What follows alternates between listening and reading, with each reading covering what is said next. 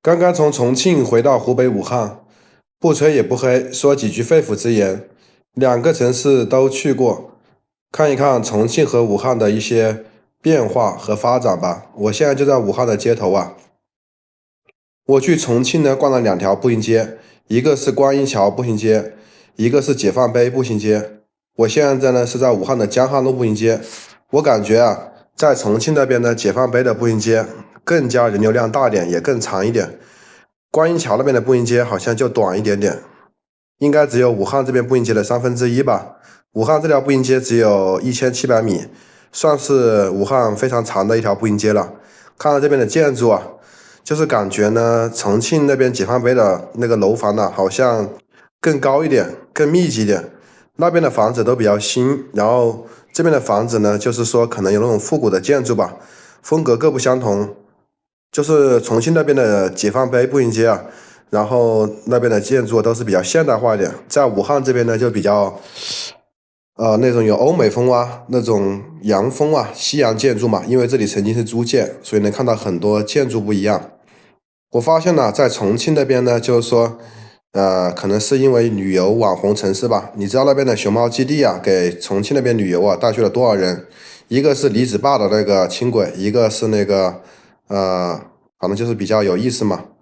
然后还有那个熊猫，然后还有那个洪崖洞，我都去过了。从楼上11楼坐电梯下去，刚开始还有人带路啊。我觉得那边呢，说实话，在那边可能是网红城市吧，就是很多人靠旅游啊为生的人特别多。然后这边呢，武汉就是说早些年呢，好像没有那么搞旅游这一块。这2年呢，武汉的旅游真的是蓬勃发展。看一看这边的一个亮化，越来越亮了。就是说在路面呢，比如说路灯啊，各种灯光啊、大屏幕啊都做起来了。然后就是非常就是有那种网红城市的风格了。不过呢，说实话，不管是不是网红城市啊，武汉这条街啊，一年到头都是这么热闹，没有淡季好像。然后在重庆那边呢，就是有一座桥啊，我觉得非常有名。那个桥呢，就是可以让在过节的时候啊，车辆都不用走了，直接可以走行人在桥上面经过。不得不说，重庆非常牛啊。然后看一看这边的马路上的人呐、也是比较多的。然后在那个桥好像是叫什么桥啊？